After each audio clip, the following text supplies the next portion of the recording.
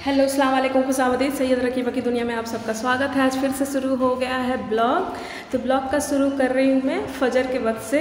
सहरी खाना हो गया, नमाज का बस वेट कर रही थी और फिर सुबह मैं और खाला तैयार हो रही थी। हम लोगों को मार्केट जाना था, कुछ शॉपिंग वगैरह करना था, तो हम लोगों का सफ़र शुरू हो चुका है टोटो पे। तो टोटो पे जा रहे थे, चिलचिलाती धूप, गर्मी और चुभन के साथ, लेकिन अच्छा लगता है। टोटो का सफ़र चारों ओर दिखाई देता है। तो चिलचिलाती धूप के साथ चारों ओर हरियाली और गंगा नदी, और बगल में है जो फरक्का बैरेज है, दो आप लोग को दिखाई देगा। तो मतलब टोटो का सफ़र इसलिए मुझे ज़्यादा अच्छा लगता है, मुझे कार का सफ़र अच्छा नहीं लगता है। हम लोग आसपास, मैं खुद आसपास टोटो पे जाती हूँ, कार नहीं बाबा। तो क्योंकि मुझे ना ऐसे ऐसे देखने का आदत है चारों ओर को, किधर क्या है किधर क्या है। तो ये यहाँ पे हम लोग घुस गए। फरक्का बैरेज जो है, तो ये छोटा वाला बैरेज है, तो गंगा नदी के ऊपर है, और बगल में आप लोग को अभी दिखाई देगा तो उधर बड़ा वाला बैरेज है। तो इसका मतलब 109 गेट है, वो जो बगल में आप लोग को दिखाई दे रहा है। तो बहुत फेमस है इंडिया में। तो बस हम लोग मार्केट घुस ही गए थे, और यहाँ पे मार्केट घुसते ही एक स्टैचू बनाया हुआ है डॉक्टर अम्बेडकर का, जो बहुत ही नामचीन डॉक्टर है, आप लोग को सब लोग को पता है। और यहाँ पे ये है फरक्का बैरेज प्रोजेक्ट है। तो यहाँ पे जो सारा क्वार्टर वगैरह है, तो ये वेस्ट बंगाल गवर्नमेंट के अंडर है। तो यहाँ पे मेरे अब्बा जी जॉब किए, पहला जॉब यहाँ से ही था। और ये है VIP गेस्ट हाउस। तो जितना मतलब ऑल ओवर वर्ल्ड से जितना भी गेस्ट वगैरह आते हैं तो यहाँ पे रुकते हैं। और यहाँ पे हम लोग बाज़ार घुस गए हैं, सब्जी मंडी। तो यहाँ पे सब कुछ मिलता है, और यहाँ पे छोटा छोटा सा कपड़ा का जो स्टॉल लगा हुआ है। तो हम लोग पहले चले गए थे गोल्ड शॉप पे। तो हम लोगों को कुछ सोना और चांदी का ख़रीदारी करना था, तो वही बस।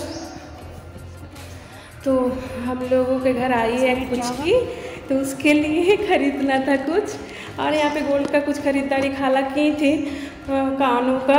फिर हम लोगों का कपड़ा लत्ता सब शॉपिंग हो गया था, तो वहाँ पे मैं भूल ही गई थी वीडियो बनाना।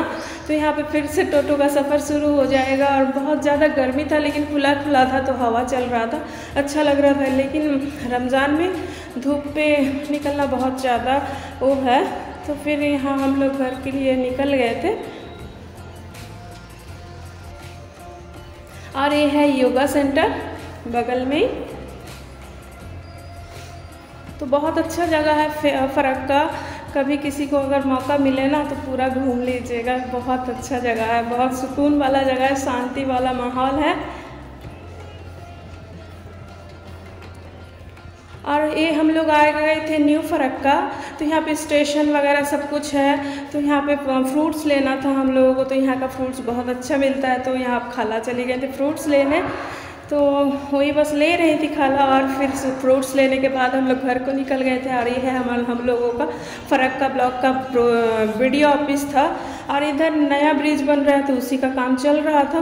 और फिर घर आ गए थे, तो अम्मा कुरान पाक पढ़ रही थी, और बहुत थक चुके थे। मेरी खाला तो सो गई थी आकर नहा धोकर। फिर धीरे धीरे मैं और खाला कुकिंग वगैरह, शरबत, ये वो सब कुछ रेडी कर रहे थे। और यहाँ पे मुझे कुछ मीठा खाना था, क्योंकि मैं जो दूध का जो मीठा होता है वो नहीं खा पाती है, दूध से एलर्जी है। तो बस मुझे कुछ मीठा खाना था, तो चीनी और चावल का आटा और गेहूं का आटा को मिक्स कर कर मुझे कुछ पुआ टाइप का बनाना था। तो उसका तैयारी कर कर रख दी थी मैं, क्योंकि इसको पूरा 1 घंटा रेडी कर कर रखना पड़ता है। और इस पे गया था लौंग, इलायची और थोड़ा दालचीनी, और बहुत सिंपल तरीके से बनाई थी।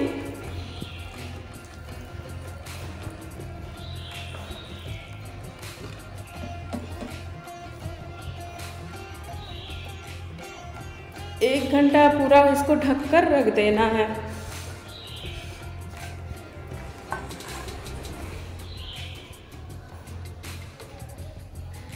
और यहाँ पे दूध गर्म कर रही थी मैं। तो मतलब कोई भी काम नहीं हुआ था, बहुत हड़बड़ी सा हो रहा था। और गार्डन पे आ गई थी, बैगनी खाना था, तो वो वाला बैगन जो आप लोग को दिखाई थी तो वो तोड़ना था। छोटू सा ही था, लेकिन अब शायद थोड़ा बड़ा भी हो गया होगा। तो बस वही तोड़ने के लिए गार्डन पे आ गई थी। कहीं मतलब रमज़ान पे कहीं निकलना बहुत मुश्किल है, क्योंकि आखिर में बहुत हड़बड़ी हो जाता है इफ्तारी का तैयारी, डिनर का तैयारी वगैरह करने में। तो इसलिए रमज़ान में सब लोग घर पे रहे, ज़्यादा इधर उधर भागम भाग ना करें। और शॉपिंग करना हो तो प्लीज़ ऑनलाइन करें मेरे जैसा। मैं रमज़ान पे शॉपिंग करने के लिए बाहर नहीं जाती हूँ, तो ऑनलाइन शॉपिंग कर लेती हूँ।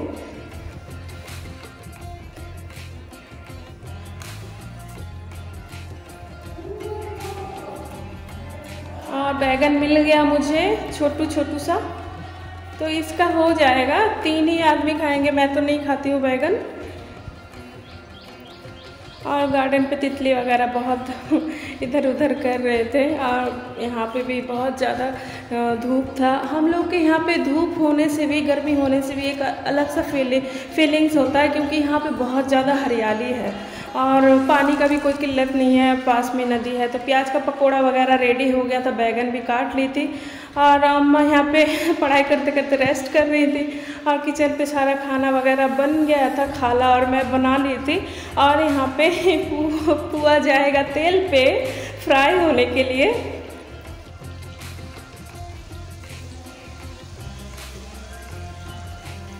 ऐसा कोई वो होता है ना, तो एक गाना मुझे याद आता है, अभी नहीं बोलूँगी।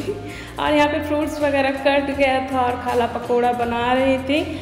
और यहाँ पे फिर यहाँ पे मेरा पुआ भी बन गया है। और यहाँ पे उस दिन मौलवी साहब का भी खाने पीने का इंतज़ाम था, तो बहुत ज़्यादा काम ज़्यादा था, क्योंकि तैयारी तो हर रोज़ बहुत अच्छे से होता है, लेकिन उस दिन तैयारी थोड़ा ख़ास करना पड़ता है। तो यहाँ पे सब कुछ हो गया था, किचन साफ वगैरह, बर्तन इतना सारा हो गया था, तो ये भी साफ़ हो गया था। तो सब कुछ करते हुए, और यहाँ पे पकोड़ा फ्राई हो रहा है।